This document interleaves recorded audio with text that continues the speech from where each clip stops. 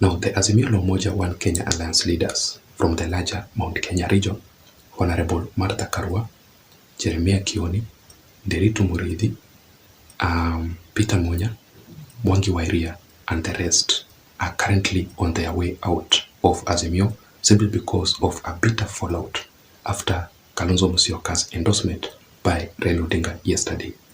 But let us begin from here, how it all started up to this point.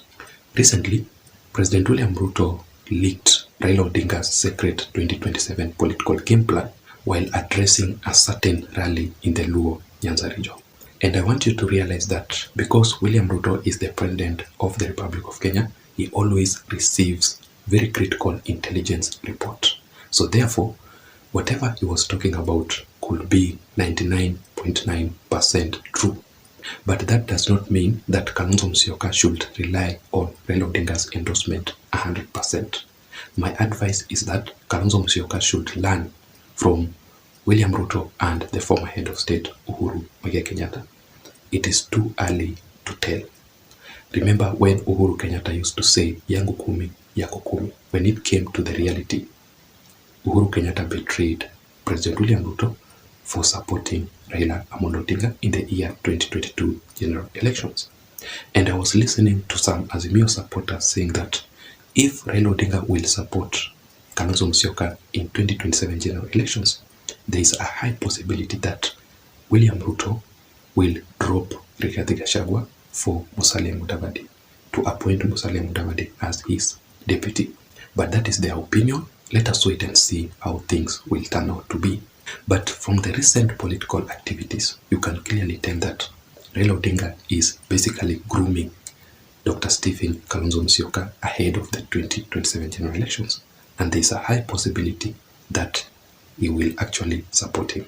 Let me give you some few examples here. First of all, it is through the Bipartisan dialogue meeting that was recently conducted at Bomas of Kenya.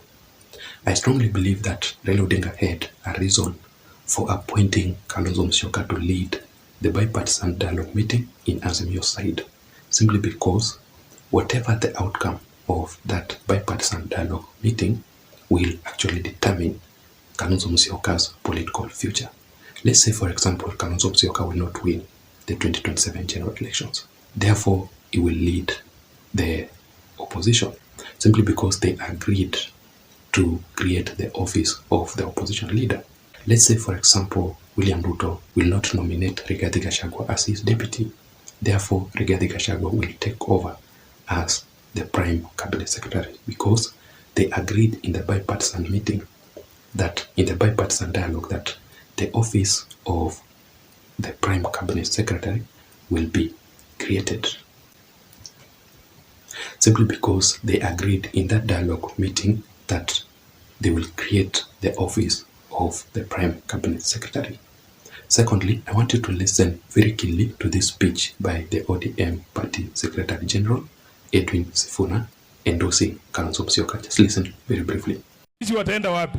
Na ndio kwa maana sisi Mheshimiwa Kalonzo tunakuambia wewe kuendelea kusimama imara. Na kwa sababu tuko hapa kwa ajili ya shukrani, nataka niseme leo nikiwa hapa. Mheshimiwa Kalonzo, kwanza mimi pia niko na deni yako, niseme asante. Kwa sababu hata baada ya sisi kukwaruzana ndani ya NASA, wewe ulikuja Nairobi, ukatoa candidate wa Wiper ambaye alikuwa anasimama Senate, ukasema utaunga mkono Sifuna. Na Wakamba wote kule Nairobi walinipigia kura kwa sababu uliniombea kura. Mimi nasema asante sana. Na kama Secretary General wa ODM, nilijifunza jambo kubwa sana kutoka kwa Mheshimiwa Kalonzo. Kwamba ukiona mtu ambaye ana humility, yani ule upole, usije ukamdharau hata siku moja. Yeye anajua kile kitu ambacho anafanya. Siku ile ulisimama Jakaranda ukasema utaacha azma yako ya urais uunge Mheshimiwa Raila Odinga. Hiyo siku hata mimi nilitokwa na machozi kwa sababu sikuamini, kwa maana kwa ile shida ambayo tulikuwa tumepitia ndani ya NASA. Nasema asante tena kwa niaba ya chama cha ODM kama katibu mkuu. Na nilisema wakati moja, wakati tulikuwa nyumbani kwako, deni yako tuko naye, hatutasahau. Hatutasahau. Sisi watu wa ODM tuko na hiyo deni na tunajua. Hata baba angekuwa hapa ningesema kwa sababu hata yeye anajua tuko na deni ya Kalonzo. Kwa hivyo wewe endelea kukaa imara Mheshimiwa Kalonzo Musyoka, na hapa mbele mambo itakuwa mzuri. Ndio unaona siku hizi mimi siwezi wacha huyu Wambua. Huyu Wambua mahali anaenda mimi niko tu hapo, kwa sababu hapa mbele vile naona utakuwa unatafuta namba ya mtu kukupeleka State House, unakwama. Shauri yenu. Sasa also yesterday, Raila Odinga together with his brother Dr. Oburu Odinga conducted a Thanksgiving ceremony and also to celebrate Oburu Odinga's birthday party in Siaya County. And during that event, Raila Odinga gave a green light to support Kalonzo Musyoka in the year 2027 general elections. Atasimama, nani atasimama, miongoni wetu hapa mtu atasimama. Sawa? Yeye nafikiri ni mwerevu zaidi. Tutamwonyesha ati yeye hajui. Sawa? Sisi tutasimama kidete na ndugu Kalonzo Musyoka. Yeye ni mtu mwaminifu. Tumeelewana vizuri? So Raila Odinga's endorsement to Kalonzo Musyoka is basically what is causing a major political fallout within the Azimio La Umoja Alliance. Let me explain to you into the details, but before that, if you're watching me up to this point, I'm requesting you to please take a second or two and subscribe to this channel. You can also hit the like button so that YouTube can recommend this particular video here to reach out to others. To my returning subscribers also, I really want to appreciate you for your continued support. You can also press the notification bell so that every time I upload a video here, you will be able to automatically receive the notifications updates from YouTube itself. Having said that, now let us go straight into the details of this particular video here. First of all, the bitter fallout between Martha Karua and Azimio is because Martha Karua feels superior than Kalonzo Musyoka. Why? Because she was nominated as the deputy president of Raila Odinga in the previous 2022 general elections. So according to her own opinion and the opinion of the Azimio leaders from the larger Mount Kenya region, they strongly believe that it could have been Martha Karua who should have been endorsed by Raila Odinga as the next presidential candidate.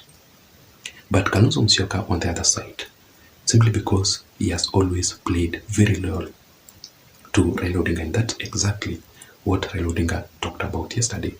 I think one of the reasons as to why Raila Odinga wants to support Kalonzo Musyoka is because of his loyalty.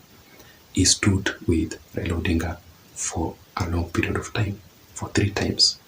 So Kalonzo Musyoka strongly believes that he is the most qualified person to be endorsed to become the next presidential candidate because of his loyalty to Raila Odinga, and secondly because of his Wiper party. Martha Karua on the other side, our own party, the NARC Kenya party, does not have any elected leader. It is only Martha Karua and herself alone. And also Raila Odinga endorsing Kalonzo Musyoka, he is basically isolating the Azimio leaders from the larger Mount Kenya region. And that is why I've always opined on this platform that Raila Odinga does not want any Azimio leader from the larger Mount Kenya region.